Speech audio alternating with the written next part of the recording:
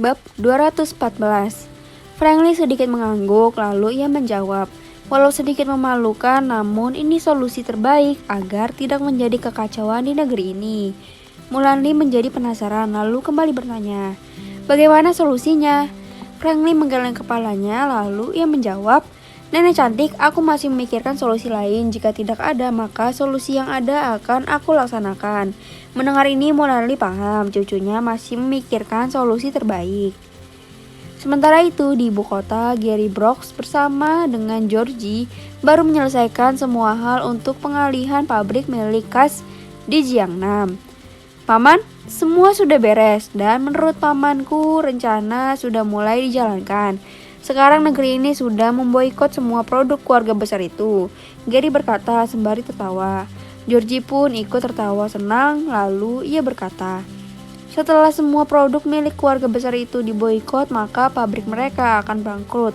Tentu ini kesempatan kita untuk mengambil alih semuanya.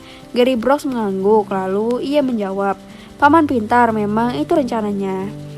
Memancing di air keruh, kata Georgie sembari tersenyum.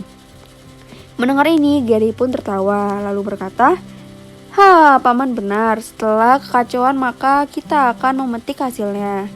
Georgie mengangguk lalu bertanya, bagaimana selanjutnya? Kita pulang ke Jiangling, jawab Gary masih terus tertawa. Di tempat lain, di gedung keuangan milik pemerintah, Tang Hai menyerahkan surat kepada pejabat di departemen itu. Walau sedikit kaget, pejabat itu tidak banyak bicara. Setelah menerimanya, ia melanjutkan ke atas lagi. Sementara Tang Hai sudah tiba di rumah. John Lee masih duduk di aula bersama para tuan besar dari keluarga Su dan Gu. Apakah semua sudah engkau serahkan? Tanya John ketika melihat Tang Hai memasuki ruangan. Tang Hai mengangguk, lalu ia menjawab, sudah tuan. John Lee pun tersenyum sembari berkata, untung bulan ini kita belum mentransfer dana keuntungan kita. Tuan besar Su menjawab, engkau benar, jika sudah ditransfer maka pemerintah bisa meredam kekacauan dengan mengelontarkan dana milik kita. Kaisar akan menghubungi dirimu, Tuan besar Gu berkata sembari meminum kopi di hadapannya. John Lee menggeleng kepalanya lalu menjawab, ia tidak akan menghubungi aku, namun ia akan menghubungi putraku. Tuan besar Su sudah tahu tentang Franklin, namun Tuan besar Gu tidak mengetahuinya. Lalu ia bertanya, putramu yang mana? Tuan besar Su tersenyum menatap sahabatnya itu. John Lee malah tertawa lalu berkata, ini rahasia. John Lee pun menceritakan semuanya. Mendengar itu Tuan besar Gu tertawa sembari berkata, jika begitu kasihan melihat kaisar. Ketiga orang itu tertawa, mereka tidak memikirkan produk mereka diboikot. Putriku sudah minta semua data perusahaan milikku. Bagaimana kondisinya di sana? Tanya Tuan besar Su. John Lee menjawab, ia banyak belajar di sana. Aku yakin sekarang pun jika ia mengambil alih tugasmu, tentu ia bisa menjalaninya. Tuan besar Lu tertawa senang mendengar kata-kata John Lee. Sementara Tuan besar Gu diam sembari berkata, andai putriku menjadi menantumu, tentu ia juga akan menjadi wanita yang hebat. John Lee tertawa lalu berkata, jika putra dan putri kita menikah, maka putraku hanya sebatas pewaris tahta, tidak lebih. Namun takdir kita tidak bisa melawannya, namun pewarismu kelak bisa belajar pada putraku dalam berbisnis. Tuan besar Gu tertawa sembari berkata, engkau benar, takdir tidak bisa kita lawan, memang harusnya seperti ini. Kalaupun putramu waktu itu setuju, namun putriku sendiri juga menolak perjodohan itu. Mendengar ini semua tertawa, tiada beban di antara mereka karena memang sejak muda mereka sudah bersahabat. Hari-hari berlalu, 3 hari sudah lewat sejak Tang Hai menyerahkan surat itu. Produk milik keluarga besar banyak sudah ditarik dari pasaran. Yang kecil tertawa senang lalu berkata, rencana kita berjalan dengan mulus, kita tunggu berapa lama keluarga itu bisa bertahan. Gary dan Georgie yang duduk di hadapannya ikut tertawa, lalu Gary berkata, paman, sekarang kita sudah menghabiskan banyak uang warisan ayah untuk membeli perusahaan hampir di setiap kabupaten. Aku pikir 2 minggu lagi akan ada pengumuman perusahaan mereka bangkrut. Pemerintah sibuk mencari formula yang tepat untuk meredam kekacauan jika mengumumkan kenaikan di beberapa sektor, termasuk pajak kepada rakyat. Kasakusuk pemerintah pun bocor ke publik hingga membuat ramai spekulasi.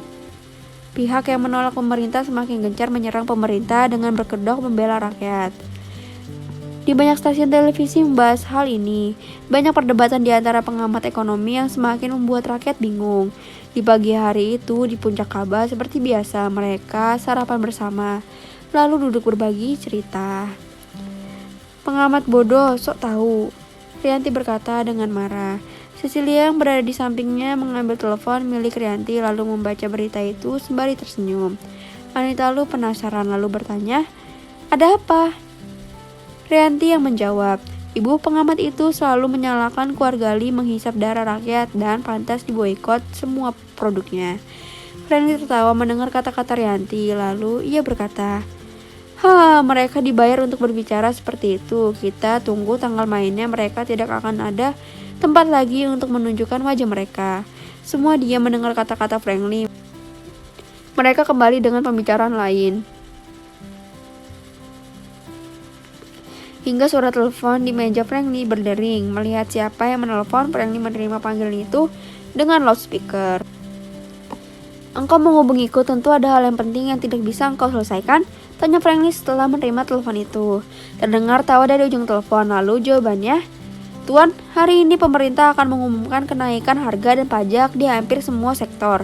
Friendly tersenyum menjawab, "Aku paham, aku sudah memerintahkan militer untuk bersiap. Engkau bisa meminta mereka untuk bergerak." "Terima kasih Tuan, apakah tidak ada solusi lain?" tanya orang yang menelpon. Rianti berbisik kepada Anggiani, "Itu Kaisar." Mendengar ini, Anggiani sedikit terkejut, begitu hormatnya Kaisar kepada Friendly. Friendly tertawa mendengar pertanyaan Kaisar, lalu ia menjawab, engkau ikuti iramanya, nanti di waktunya semua kekacauan akan reda, hanya butuh beberapa hari saja engkau merasakan tekanan para pendemo itu." Kaisar pun tertawa, lalu berkata, baik kalau begitu, terima kasih dan maaf mengganggu waktumu." Friendly matikan teleponnya lalu menelpon John Lee.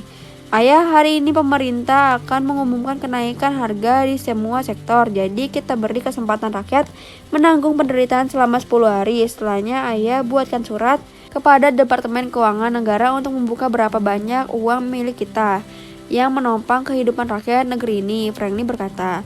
John Lee tertawa menjawab, apa yang kau katakan sudah kami pikirkan di sini, namun kami belum mengambil keputusan kapan akan membukanya. Jika menurutmu 10 hari, maka aku akan menyampaikan pada sahabatku. Friendly tersenyum lalu menjawab, "Aku yakin kedua paman aku setuju." Dan satu lagi, sebelum penyerahan surat kepada pemerintah, ayah dan kedua paman membuat konferensi pers untuk menerangkan isi surat itu. "Baik, aku akan ikuti saranmu," jawab John Lee. Hubungan itu terputus. Friendly tersenyum lalu berkata, "Kita lihat apa yang terjadi selanjutnya." Rianti yang tadi masuk ke dalam dibantu oleh pelayan membawa televisi besar ke halaman belakang, lalu menyalakannya dengan menghubungkan dengan telepon selulernya. Pada saat itu Kaisar duduk di ruang sembari berkata, "Rakyatku, melihat perkembangan dalam beberapa hari ini mengenai keuangan negeri kita akan sedikit terganggu. Demi kelangsungan berjalannya pemerintahan dan pelayanan kepada rakyat, maka aku umumkan adanya kenaikan pajak dan berbagai harga di beberapa sektor." Berhenti sejenak, Kaisar melanjutkan pengumumannya dengan beberapa kenaikan. Setelah Kaisar menyelesaikan pengumumannya, maka banyak pengamat ekonomi mengeluarkan spekulasi mereka. Keluarga Cudisi atau senyum senang melihat kekacauan yang akan timbul setelah pengumuman itu. Negeri masih tenang sejak pengumuman itu karena rakyat belum merasakan dampaknya. 2 hari berlalu, seminggu setelah pengumuman itu, rakyat kecil di negeri ini mulai merasakan dampaknya. Para pengamat ekonomi menyoroti kinerja pemerintah dengan terus memojokkan pemerintah, sementara para lembaga sosial masyarakat mulai bergerak memberikan bantuan kepada rakyat kecil dan mulai timbul demo di beberapa daerah menolak kenaikan harga. Friendly di puncak Ka'bah bersama penghuni lainnya menonton televisi yang menyiarkan bagaimana rakyat yang mulai merasakan dampak kenaikan harga. Demo di mana-mana. "Rakyat miskin semakin menderita," kata Cecilia. Semua yang berada di sana menganggukkan kepalanya. Mereka membenarkan perkataan Cecilia. Sementara itu, grup Chu yang dipimpin oleh Hengki di Sia mulai gencar menyerang pemerintah dan mengambil alih banyak perusahaan yang terkena dampak kenaikan harga dari pemerintah.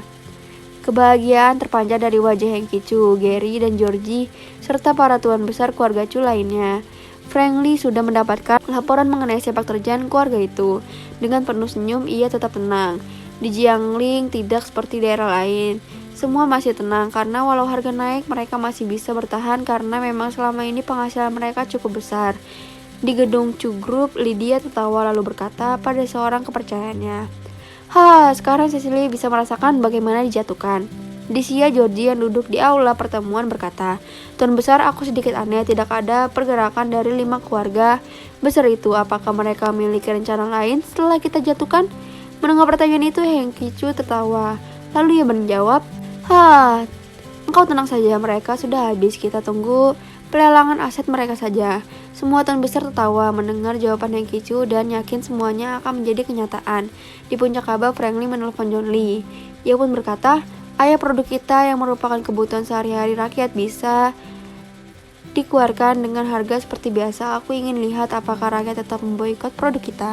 John Lee menyetujui dan membuka gudang mereka di ibu kota. Apa yang Johnny lakukan juga diikuti oleh keluarga Su dan Gu, maka rakyat di ibu kota berbondong-bondong membeli produk yang kemarin mereka boikot. Dengan begitu, kerugian keluarga besar kemarin tertutupi karena dalam waktu 2 hari produk mereka di setiap gudang di seluruh negeri habis terjual. Apa yang dilakukan keluarga besar menjadi senjata bagi pengamat ekonomi yang sudah menerima suap untuk menyerang keluarga besar. Dengan mengatakan mencari kesempatan di kekacauan yang mereka ciptakan sendiri. Banyak hal yang disampaikan para pengamat ekonomi untuk memojokkan keluarga besar Li, Lu, Gu, dan Su.